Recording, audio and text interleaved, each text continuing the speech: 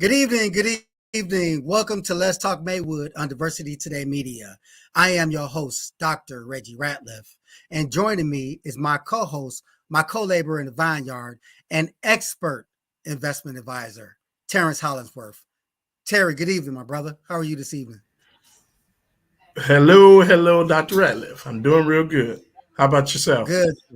I can't complain, man. I'm on spring break and just been chilling, with the family, doing a little bit of traveling and just trying to get some sleep that I didn't really get to during the school year up to this point. Those who are educators and teachers, you guys know what I'm talking about. It is a grind to say the least, but I'm happy to be in the field of education. So all is well, man. So we there was a couple of things that I wanted to talk to you about to get your perspective, Terry, before we bring on our illustrious guests.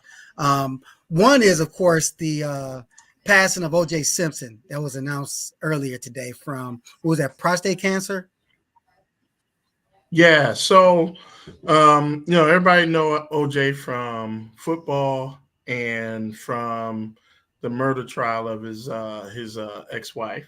And so of course he died today. He died of prostate cancer. And it's an important subject because we talk about health equity a lot in the Black community, and Mm-hmm. if you're a Black man, you're more than likely to get prostate cancer at some point in your life, and that's unfortunate. But the other thing is that it is almost 100% curable, and um, it's almost 100% curable. So we need to get tested early, consistently, and that's the message. So Yeah, yeah, and it's a short but strong message. We need to get tested, and I guess it depends on the state or whatever. I know that medical field said we should go as early as in our early 40s or something like that. Some say like 50. Is that correct? yeah, so there's two different recommendations, or there's several recommendations about screening recommendations. One of which is um, the Urology Association, which recommends getting tested between 40 and 54. And then the federal government, where their testing recommendation is 55 and above. And the problem with that is that Black men is getting tested later. And so if they have prostate cancer, it's getting uh, acknowledged later, right? They're finding out about it later. And so they're dying. The death rate for Black men is 2 times more than white men. And so Mm. um, we got to do something about it. Out here in Iowa, we are doing a research study called Project Health to address that. Maybe we'll be able to chance to get into Maywood and some other communities, but more than anything else, we have to advocate, tell our brothers, our fathers, our sons, go get tested and make sure you do it, early. So if you're in your 40s or even no later than 50, you should start going to the doctor and getting your prostate check. And you had mentioned something profound earlier today in our conversation pre-show, Terry, that you asked the question, well, how do you get tested for prostate? Some think it's the same as getting a colonoscopy, right? When it's Yeah, not the case. yeah. So our research is showing that men generally don't know what the initial test for prostate cancer is. So some of them think it's a colonoscopy, which that is incorrect. Some of them think that's a rectal exam. That's incorrect. The initial test is a blood test. It's called a PSA. Just like any other test, and if they find something, elevated prostate levels, then then they move on and say, what do we do next? Which might either be a biopsy, it might be a rectal exam, or something that the physician decides. But at the end of the day, we just have to be tested and have the conversations about what we're doing. Don't be afraid, brothers. I mean, it's better to know early than to know when it's late, because if it's late, it might be too late. Yeah, it's So, deadly, we right? yeah, it could cost a life. So, I go, every year when I get my annual checkup, and they just take blood. I mean, it's takes seconds for them to draw blood. You get your results when they're ready, and they show you where you are, and should be proactive, especially with our health.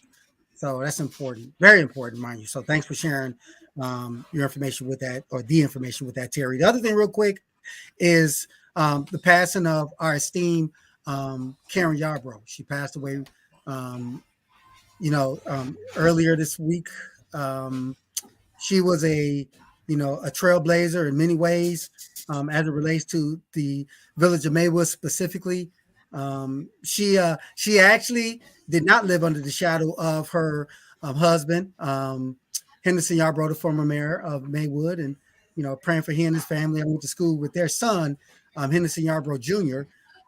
And so, you know, she did a lot on her own.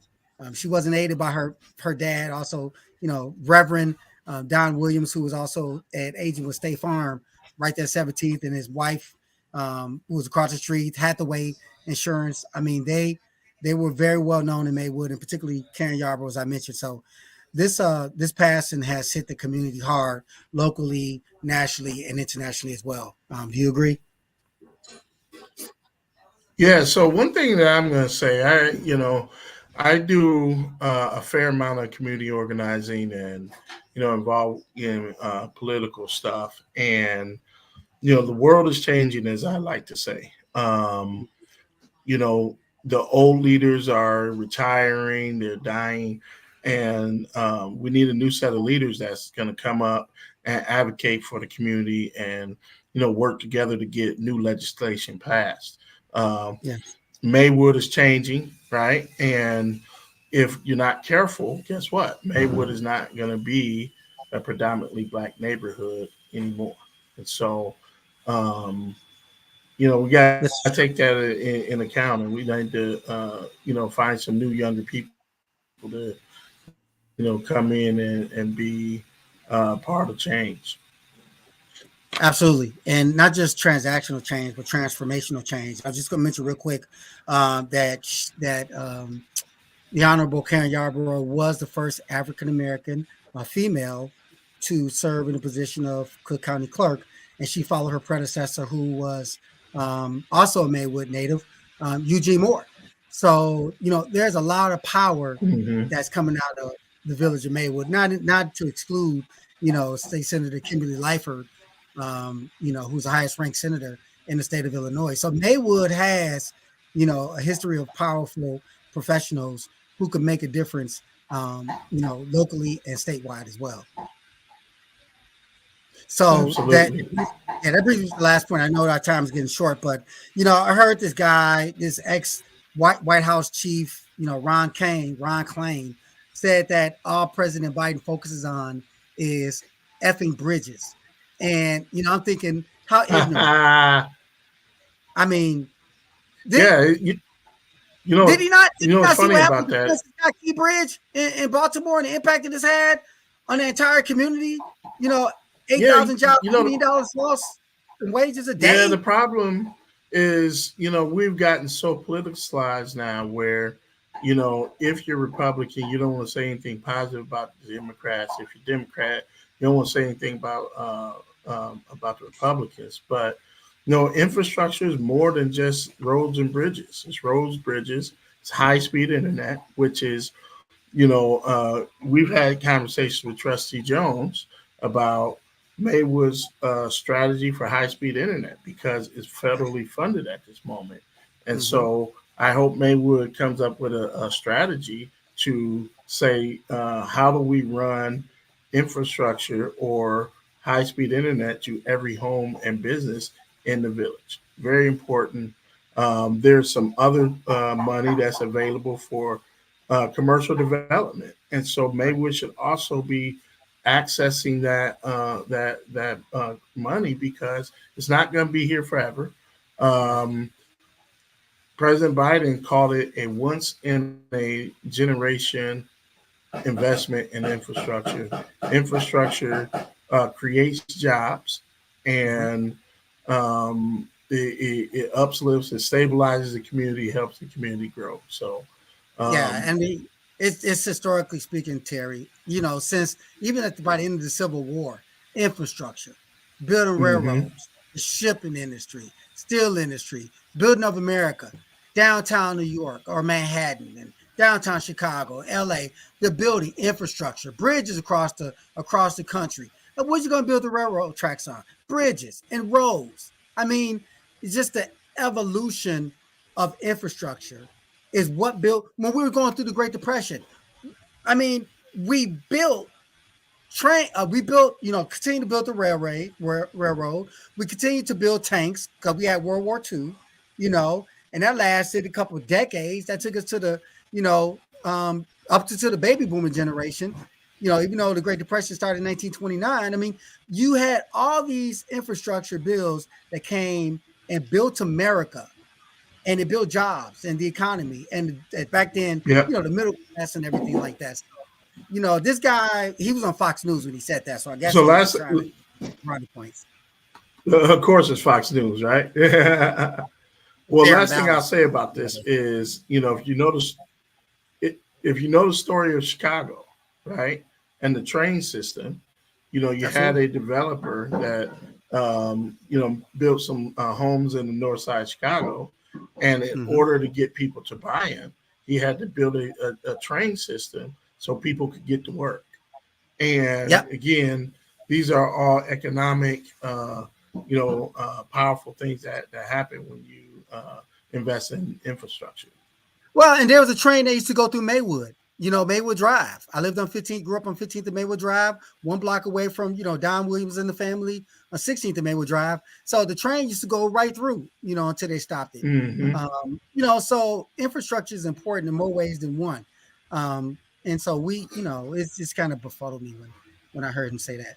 So that's Yeah, it. I will shut my mouth, but Dr. Ratliff, let everybody know how to reach you, please. So if you have any questions about your organization, whether it's nonprofit, small business, S Corp, LLC, if you are a professional aspire to start your own business, reach out to me at sratlif68@yahoo.com. I'll be more than happy to talk to you about your vision. We all have a vision.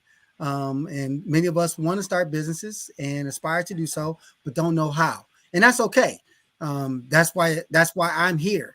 So you can talk about that. We can talk about finance, whether it's through myself or Terry. We are experts in our field as it relates to finance. We're not just talking about debt management or credit or budgeting. All that's important, but we need to think deeper. Talking about investing in our future, talking about our children who aspire to go to college or trade school, our retirement, things like that. We are experts in the field, and we could break it down. So any questions regarding any financial matters or starting your business again, reach out to me at sratlif68@yahoo.com. My email is on the screen. All right. So See you we guys will next get week. started. Thank you. Thank you, Terry. It is a pleasure to introduce our next guest. Her name is Pastor Annette Barker. She is an alumnus of District 89 and 209 schools. She attended Irving Elementary School in Maywood. And people out there who went to Irving, I'm not going to say the Irving School. You got the Ohio State, and that's good enough. But she went to Irving School, home of the Tigers, and attended Proviso Luis High School, and she is a pirate from Pirate Nation. She and her husband are the senior pastors of Christian Unity Church in Bellwood, and as a Maywood resident, Pastor Barker, she's a community advocate who believes in serving to fulfill the needs of the community. Pastor Barker is also the CEO of Girls and Boys Succeed Mentoring Academy, where the number one goal is to enable youth to reach their full potential as productive, caring, responsible citizens. Pastor Barker is also an author and motivational speaker. Her viral message to her readers and listeners has proven to be inspiring and very impactful as it transforms lives for their good and, most importantly, for God's glory. Pastor Barker believes that an investment in knowledge pays the best interest. As founder and lead ambassador of the King's Daughters Ministry, Pastor Barker's birth, the quote, open and close quote, the Catherine Dugan Scholarship Fund, This ministry has invested in young lives by issued out over $40,000 in educational and hardship scholarships. And she's also a board member of District 89 Educational Foundation, also of PT Man, Proviso Minister Alliance Network. She serves as a director of communication, and also Pink Diva and Gents Breast Cancer Awareness. She serves as a chaplain. She has many, many more accolades. And so we will talk about that right now. And without further ado, I'd like to bring on Pastor Annette Barker.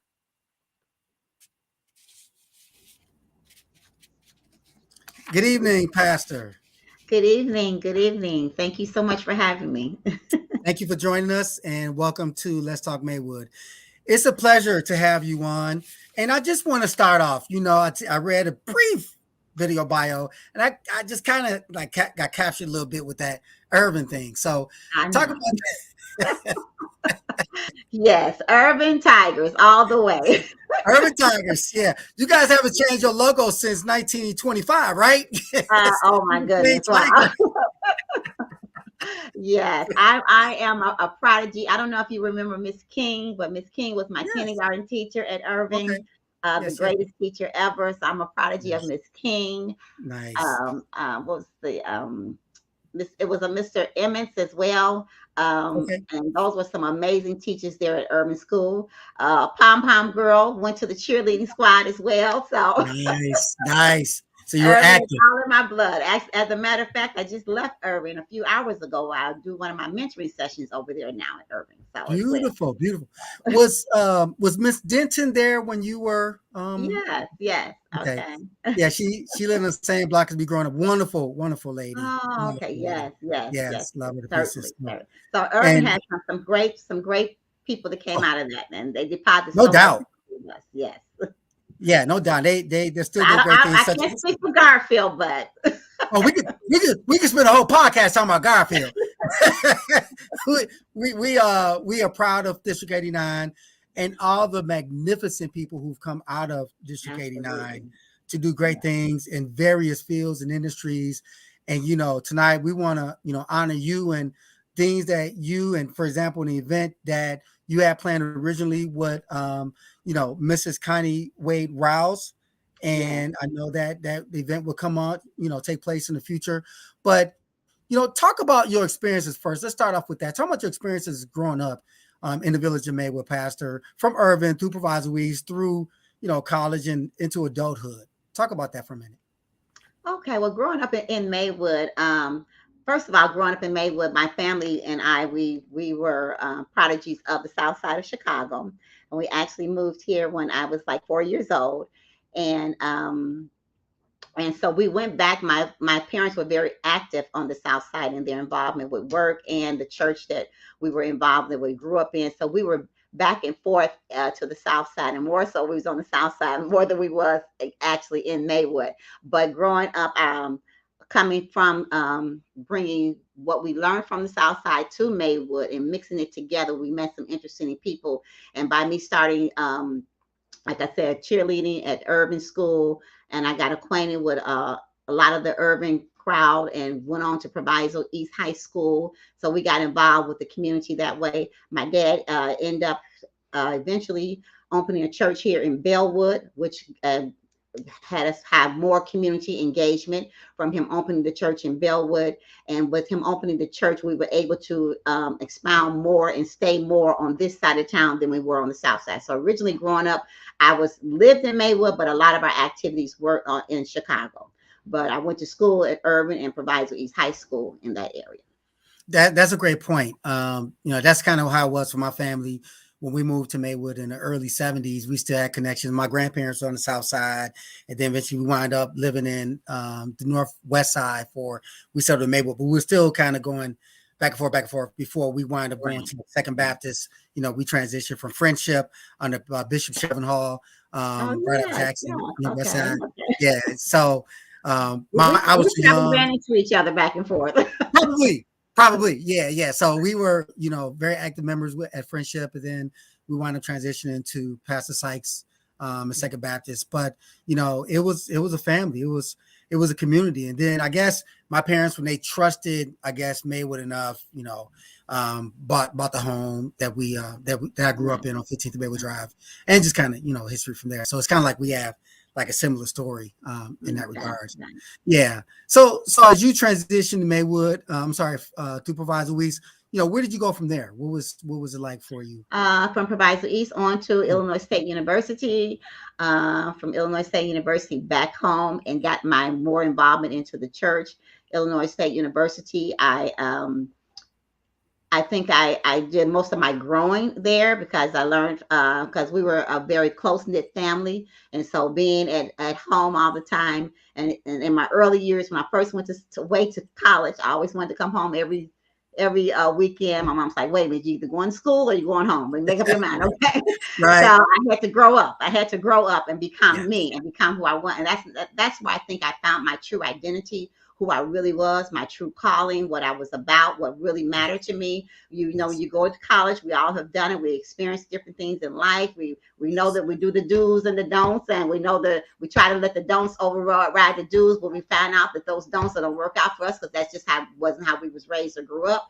And so I found myself back at home, focusing on just the woman that God had created me to be. And going to college, I went for business administration. And I always wanted to be a teacher. All my life, I always said I wanted to be a teacher. And my sisters, I have 4 sisters. My parents had 5 girls, no boys. And my dad lived in a house with all women. He had to fight for the bathroom all the time. But anyway, my sisters used to always tease me. They say I used to always act like a teacher. Like even if I got candy to share with them, I would make them stand in line. Everybody stand in line if you want some candy. So they said, you always been a teacher. You did things like that.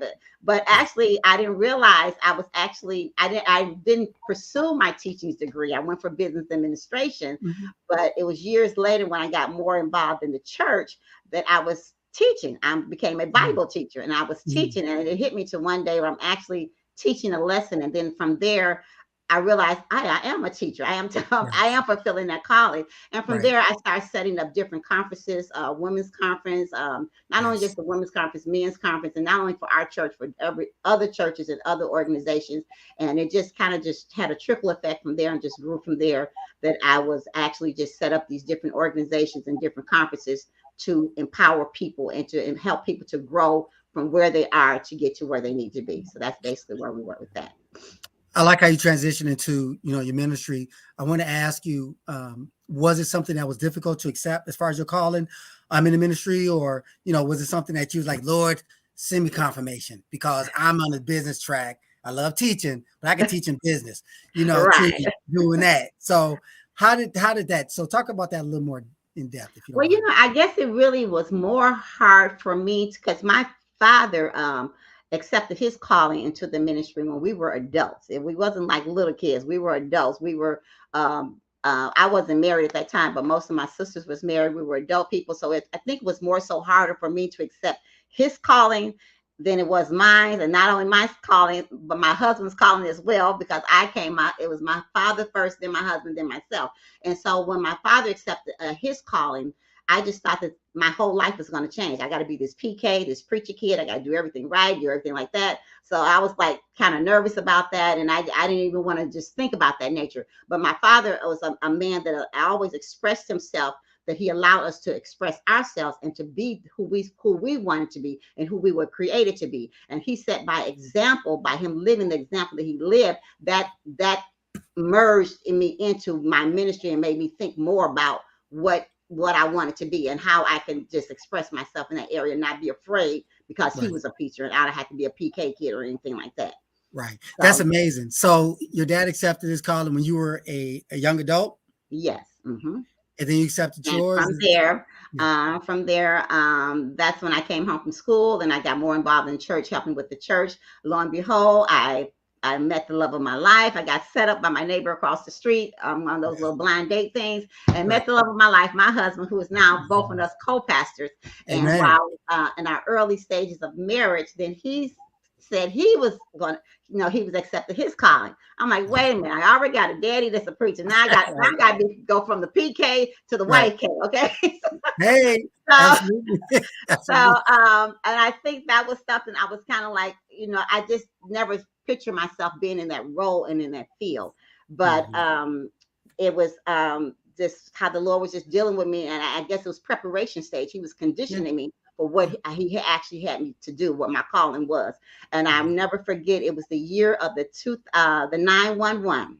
911, we had that great evasion of the buildings and everything that happened. And that same weekend, one of my sisters had scheduled a weekend for us to be, it's like a girl thing for us to be away. And I just knew this was, I did not want to be there, but I compelled to go ahead and go because she had scheduled this thing. But it was in that hour that I accepted my true calling, because the world was in a frenzy. The world was in an uproar. No one knew what was happening. The trade building had just collapsed, had been invaded, had just been crashed into, and people were praying, people were going. But God had given me a vision that very same morning that I saw these people running. I saw people scared. I saw people crying. And at that time, my dad called me. He said, oh my God. He said, we just been hit. The trade center has been hit. And I saw that vision. I just started praying about that. And that weekend, it just that the Lord just took me into a place with him, where I knew that he was speaking to my heart. He was speaking to me. He was telling me what my calling was, what my new position was in life, and to step up to that calling. And I think I just know through that vision and through just hearing the voice of God, that took me into my ministry level. And it was at that time that I announced who I was in the ministry and what God had for me. Amen. And it was at that. Yeah, go ahead. That's when I went into the calling, the special calling of the ministry. Absolutely. That's a powerful testimony. And when did you accept your calling? I mean, what year was that? That was the year 2000. 2001, right? 2001. Right, yeah. I remember that. I remember. And what is your husband's name? My husband is Jerry Barker. You probably know him. You probably know the Barkers. Okay. Jerry Barker, right? Yep. That sounds very familiar. So, when did you start King Daughters Ministry, Pastor? I would say the King's Daughters started, I don't know the exact year, but I believe we're about 15 years or so old with that ministry. And the King's Daughters Ministry was to empower women, to help hurting women, to assist women in their needs. And from that ministry, we started an outreach program where we would go out, we would assist those in the community by giving out coats, providing dinner. We provide hardships, scholarships, and things of that nature.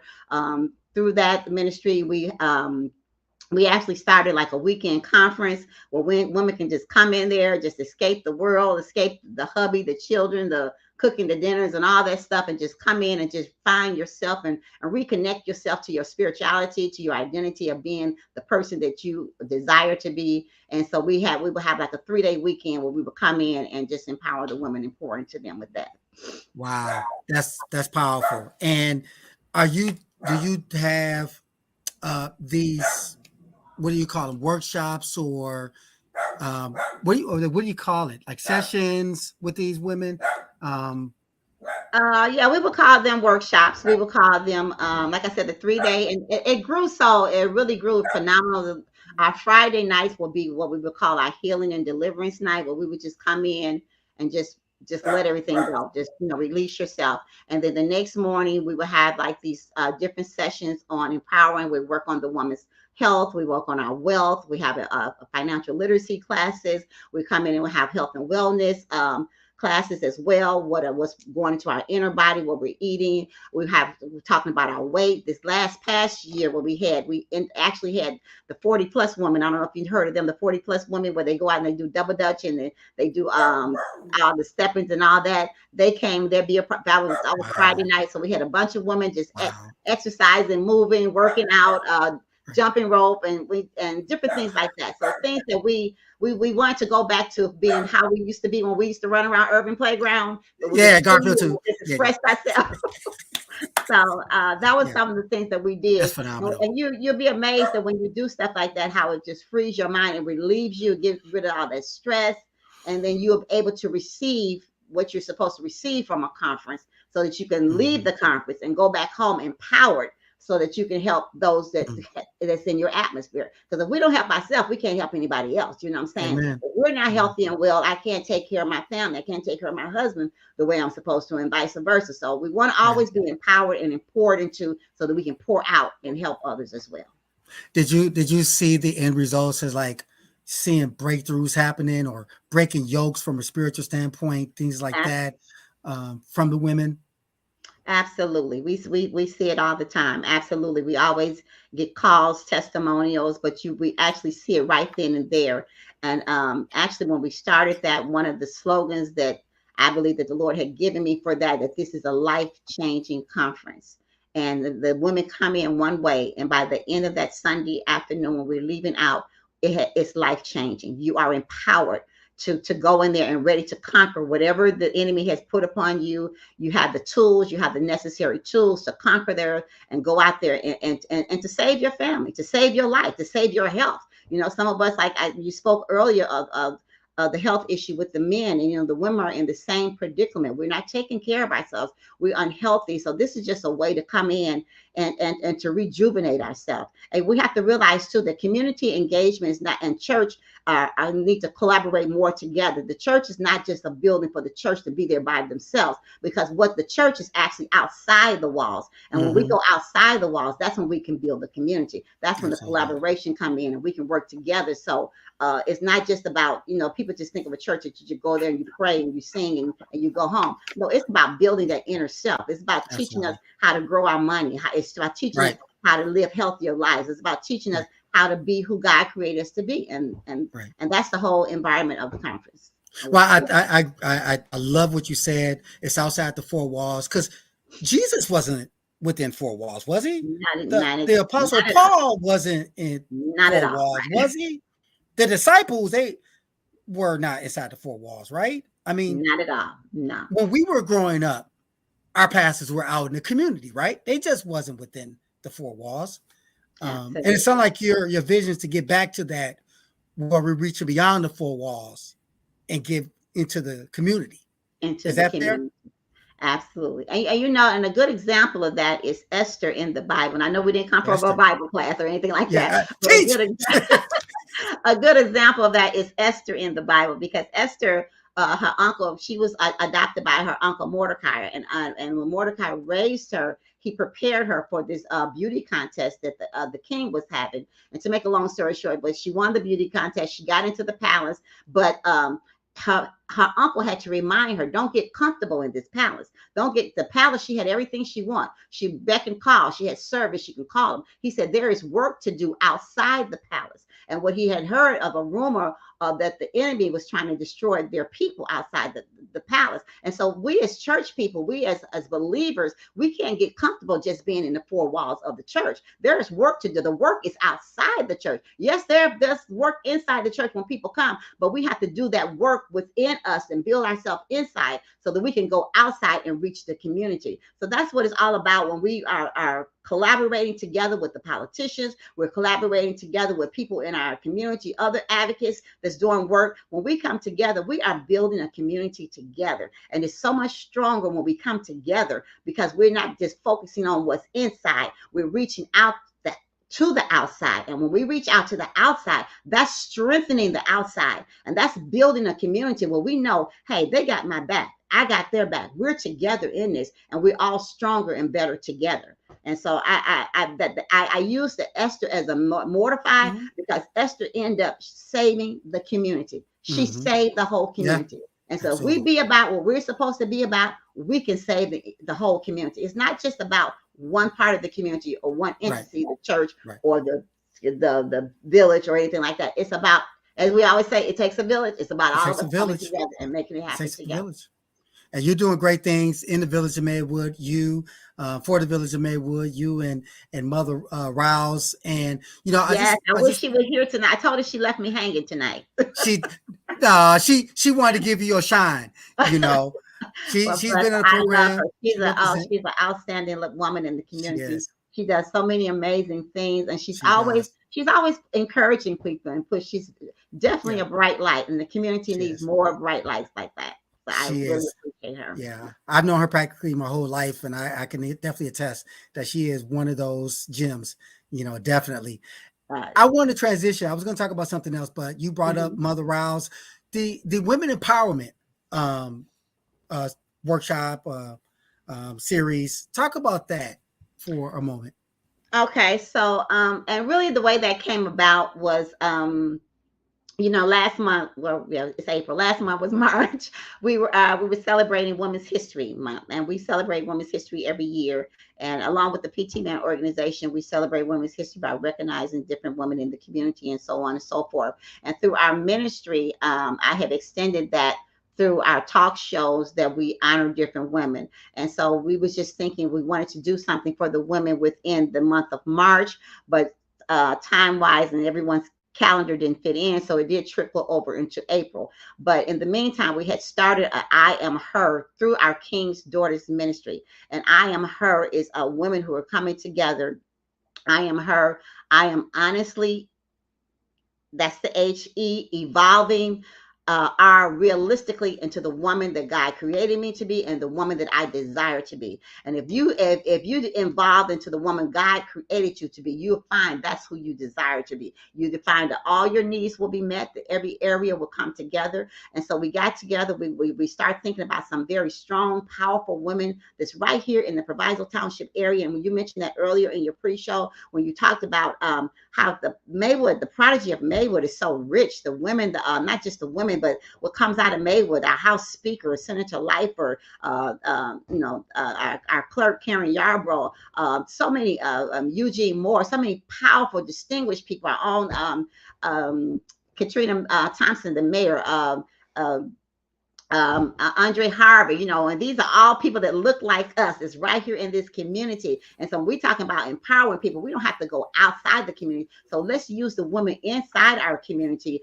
And it's all about women empowering women. There are women of high stature, high influence, and have degrees and accolades behind their names. But I also want to recognize that there are women who are everyday women that are out Yes. there that's working hard, that's Yes. behind the scenes that no one knows about. And that Yes. woman, the CEO, that woman that sits in the legislature or sits there, she had to have someone else to take care of her kids. So that Right. woman that's taking care of the kids is just important as the job that you have that you're doing on there. So it's all about women, empowering women. It's about sister girl, sister friend, village Yes. tribe coming together, just lifting Yes. lifting a sister up, because you never know what another sister is going through. And we don't have to live under those quotes that women can't get along, or women, Right. always hating on one another and talking Right. about one another. We want to banish all those fun forms or all those phenomenal and this say that a group of women can come in a room together and empower one another and strengthen one another. Don't have to look down on each other. Don't have to worry about if you're the housekeeper or if you're house owner. It doesn't That's matter. right.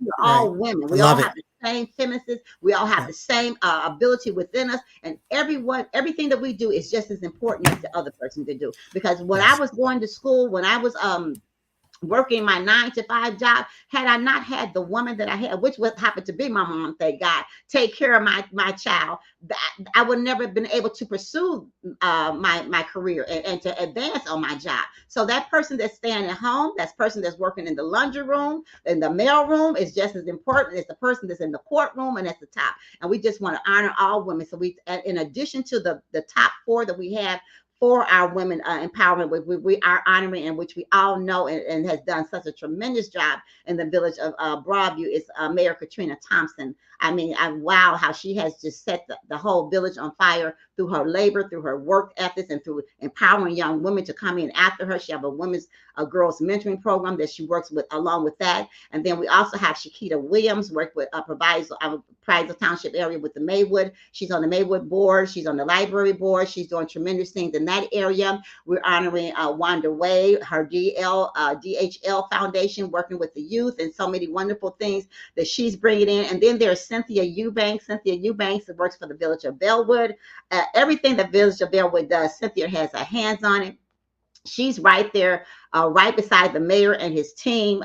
Even next Saturday, the King's Daughters, we have a scholarship fund coming up, and she was just telling me how she has something to do with the village, but she's she wants to honor this, but she's always working in the vineyard doing something, and she's a pastor as well. So those are the women on the front line that we're honoring. Then we said, well, there's other women behind scenes that didn't know that we can't honor everyone in that fashion. But Deborah Vines, the answer of Answer Incorporated, many accolades that she wears. She's our own CNN hero.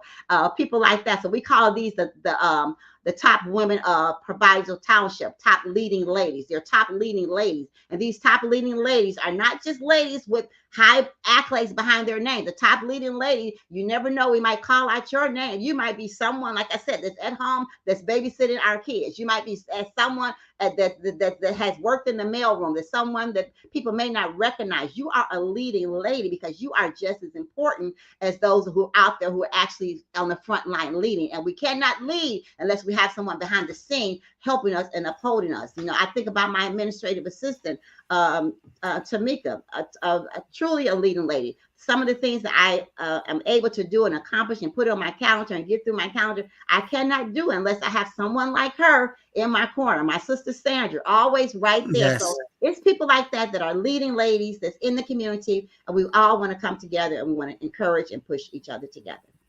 I agree. That's well said. I love how you were able to just provide examples, real life examples of people who we know publicly and those who are behind the scenes, because those are the ones who are making a difference as well in terms of, the production that has taken place up to this point in the village of Maywood. And like you said, you have Katrina Thompson, the mayor of Broadview, who's doing phenomenal things. Mayor Andre Harvey from Bellwood, and even to the largest extent, Mayor Nathan Booker and Nathaniel Booker, and Maywood trying to do things. But before him, Maywood is just phenomenal. We can go on. It is, right here in our village. I always said, Pastor, that Maywood has everything that we need in this community. Yeah. And that's how it was growing up. We didn't have to go to Forest Park or River Forest to go to their pool. We had the Fairhampton pool.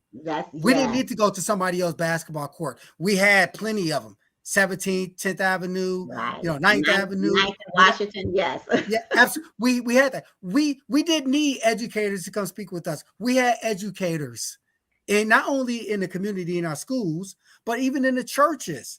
Right. Pastor Sykes, yes. Pastor Sykes, Pastor Chamberlain from Miracle Revival Center. Yes. Deion Patterson. Absolutely. And I have to throw my daddy in there, Bishop Willie B. Dugan. Absolutely. That is in order. You are a phenomenal woman today because of your husband, of course, but also because of your dad, because he was there to make sure that you were on point growing up. Of course, your mom. So all that we're standing on the backs of legends whom we know or whom we do not know. And so when I think about the status of Maywood now, I even think about like the cookout, all alumni cookout. Desiree Langston and her family, and also with Rejeska Jackson and Bessa Proviso doing phenomenal things, with Randy McFarland and that board, and Chris Chambliss, who's the son of Pastor. I mean, like you said, we can go on and on and on and on. But the foundation is so rich. We're millionaires in our spirit of our community service that we do for one another. Absolutely. Wholeheartedly. And that's why we have Sheila Johnson Rice, or Sheila Johnson rather, the first Black female billionaire from Urban School, mind you. I love it. Yes. Who's owner of out here? I'm in the DMV, the DC area, Northern Virginia, DC and Maryland area. She owns the Washington Mystics. I mean, she has this big, ranch in Northern Virginia. I mean, she is doing it. Part owner of the Washington Nationals basketball team, Washington Wizards basketball team, Salamander Ranch. That's what it's called. So you didn't know that. She's from Irvin. So my goodness, she's from Irvin. Let me hook a girl. Let me give my shout out to her. Yes, I love it. So like Terry said, the food is not that great. I mean, I've been there, but it's a beautiful, beautiful place. But we are doing it. We are doing it. But the foundation is our faith. It's the ministry for people through the generations, I should say, that starting with, for us, Mayor Freelon, being elected in 83. And we just picked it up from there. We've expanded in terms of the work in the community for ourselves, and we're still doing it thanks to leaders such as yourself, and that's very important. Thank you. To God be the glory. And I just want to add with the women's empowerment as well. This is an opportunity for us to give to the less fortunate as well. This is the opportunity. Our King's Daughters Ministry, as I said, we are outreach ministry. We have went on Lower Wacker Drive and fed the homeless there and took food to them.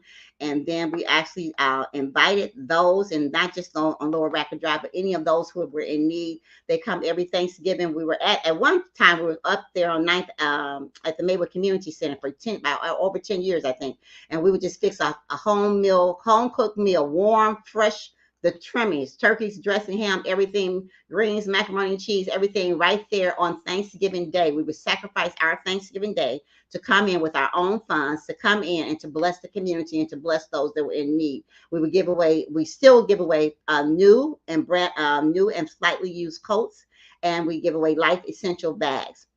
We extended that through our clothes giveaway, through our clothing giveaway. Our ministry has actually went and as far as Haiti and Jamaica, so a small village in Jamaica, and sent clothing. So now, the expenses have, since the pandemic, the expenses are crazy. It's trying to send something overseas and different nature. So we're having the clothes giveaway with the women empowerment.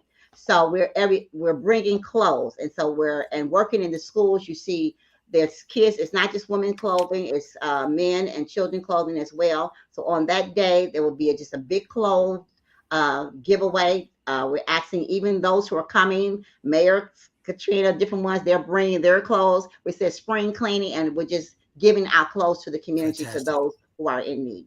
So that's beautiful. That's giving part back. of the empowerment as well. Giving back. And so this conference, the Women Empowerment Conference, is there, understanding why it was canceled upon the passing of, Mrs. Yarborough. Yes. Talk a little bit more about the conference. And I know you probably don't have a rescheduled date as to now, but, actually, what was that vision? You do? Okay, please tell. Yeah, well, we do have a tentative date of June 1st. That is the date. Well, so yeah, June 1st. We are looking toward that date. And the vision, again, of that day is women coming together to empower one another. I am her. I am honestly or holistically evolving into the person that of my reality of who I'm supposed to be. I am her. We will until that program. I have two amazing her speakers on our panel that works with me. We'll actually be going to Daytona the week after next, sharing the same program over there in Daytona Beach. But Natalie Dufflin and Dana Calise, there are two of the women that are working on the panel, where Natalie works with the holistic and the health and wellness, where she shares information on how she had lost 100 pounds exactly, and she shows share different weight loss. Every woman, we want to work on our weight, we want to work on our body, so she shows healthy ways to do that, and to share how to heal our bodies within ourselves with the food that we eat. So we're going to talk a little bit about that. Dana will come in and share about meditation, how important meditation is, getting in touch with your body, getting in touch with yourself and your spiritual identity as well. And then we have some other speakers coming in. Deborah Vines will be one of our speakers, telling about her pathway, her journey to her success and where she is now. We have someone coming in speaking us about our finances, how to empower us financially, how we can take our savings and grow our money, just grow our money and be better and spending our money as well, and saving our money. And so in addition to those speakers, and we honoring those, the leading ladies, we have the phenomenal, the one and only to our Senator Kimberly Lightford, which is our keynote speaker, that will be pouring into us and just sharing with the community and just strengthening the women that would be in the building on that day. So isn't that amazing? For all women. Everyone is invited. That's amazing. Kimberly Lightford, who also is a Proviso East graduate, class 86 with me, doing amazing things in the world of politics, but also looking out for her community as well. We had Trustee Miguel Jones on recently, and he was able to share the great news that Senator Lightford was able to have the Chicago Casino allocate funds to the village of Maywood in perpetuity. So continuously. That's phenomenal. Yes, that's That's a awesome. measure of giving back, right? That's That's what and it she means to give does so back. much for her community. She pours into the Proviso Township. She's not one that left the community or and forgot Yeah, about the community. She's still here and she's still yes, pouring in and giving back. absolutely. And that's tremendous. Love that.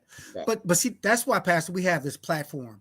You mentioned earlier about those who are doing phenomenal things, who may not be on CNN, or who may not be in the Chicago Sun-Times, or may not even be in the Village Free Press. Mhm. But yet we provide the space to talk about things that's going on in the community that the community may not even I know love about. that. Yes. you know and that's what it's all about in terms of making the community aware, of what's going on right in their backyard, like literally in Yes. their backyard, right, And I including love that. the And prayer I thank conference. you for that opportunity. I thank you for the opportunity for me to share what we're doing. Like I said, I was somewhere, someone said, now who is the King's Daughters? And so we might be on a low key, but we're doing tremendous work in the community, and people Absolutely. really don't know some of the things that we're doing. So I thank you for Right. this opportunity of giving us the opportunity to share and for what you're doing. You're setting a platform of awareness that that's strengthening the community, and that's what it's all about. Each one of us have we have a ministry within ourselves, and ministry is not behind a pulpit. It's not Right. Right. necessarily have a mic in your hand. It's the Right. work that you do. It's the compassion Right. that you have for your community. Right. It's that you want to see somebody else rise up. So I thank you Absolutely. for being that light, for being that It's person as well. Sister Preacher, it's my honor, my privilege to do that as a licensed and ordained minister. My calling is like you were doing, be out there in the community. I like, I'm at my best. Then I come back to the pulpit and talk about Yes, the message. But yes. out there is where I'm most comfortable. So it is truly an honor. We But all have callings in different places, right? absolutely, Yes. absolutely. Thank you. And I want to just ask you this. I'll be remiss if I didn't ask the impact that your co-laborer, your fellow pastor, your husband has had in terms of your ministry. You guys working together to to have a powerful message in the communities that you serve, not just through the word of God, but also through your action. You want to talk about you and your husband's ministry together for a moment and what you're doing? Absolutely, sure. He's my right hand. I'm probably his left foot, but no. But we they call us the dynamic dual team together, and we're very supportive of one another. He's so supportive of my women's ministry and what we do. He is our chauffeur, our banker, our everything that he pours into the ministry. And in addition to our women's ministry, he also hosts a powerful men's ministry where they usually meet in March. I believe this year they're meeting in May. And it's as exactly the same thing as pouring into the men, strengthening the men into the community as well. We have had Mayor Booker, Mayor Harvey, and some of the men in the community to come and be a part of this program as well. He's just recently joined in with the PT Man team, and where he's working with the 4x4x4 program, helping the youth in the community. Him and I both work with the youth mentoring program, where we are bringing our youth mentoring, and we have a special thing where we call TNCS, too, teens need self-care too. Just recognizing the need for the teens in the community who are hurting themselves, who are trying to commit suicide. So we're working in that area, but together we are one as the church. We are building the church together. It's no big I, little you. We work together. We walk together. And Nice. we just thank God for the union and for the strength of one another to build and to go forth in ministry together. You're married by blessings of God, of course. You're married together in holy matrimony. You're married together in ministry. Yes, That's very absolutely. powerful. That's very Absolutely. powerful. And actually, next month in May, our marriage will be 40 years. So, Wow. Amen. That's yes, powerful. to God be the Wow. glory. We gotta get you and Pastor on also at the same time, husband wife, because you're Absolutely. We love that. definitely Yes. And definitely in the past, we've done like marriage seminars or different things like that to strengthen young couples. So he's very powerful man of God, very compassionate man, loves God people and serving in the community as well. So, just incidentally. thank God for my boo. Oh yeah, that's why I brought him up, because you guys look great. I mean, it's gonna be exciting to have you both on. Yes. because you guys are doing some powerful things. So someone wanted to reach out to you, Pastor. How can they reach you as far as email or cell phone or whatever? How can they reach Um, you? sure, I can be reached at pastorannette.ab@gmail.com. That's our email. Our church website is www.christianunity.com. And also with our ministry, 708-544-1028. We can be reached in that area. That's a Bellwood number, ain't it? That's a Bellwood number. I remember And the 544. that's why I always tell people I have two mayors, because I live in Maywood and Right. my church is in Bellwood. Okay, understood. I have two Supervisor mayors. Township. And They're I our love them neighbors. both. Yeah. We don't hold it against Bellwood. We Right. don't. You guys doing great things. So incidentally, I've taught I'm not sure if you know about UFCI Bible College under Oh, Pastor yeah. Sappho. So I've taught some classes under his Oh, leadership from really? time to time. Okay. Yeah. So he's doing great things. I need to get Oh, him on yes, the yes. I podcast as love well. Mr. Because Stafford. That's my yeah, other pastor. So yeah, Bishop. Yes, indeed. He's a yes, lot of people's pastor, trust and believe. yes, But yes, he he's is. doing phenomenal things. So thank you for sharing this great information, Pastor Annette.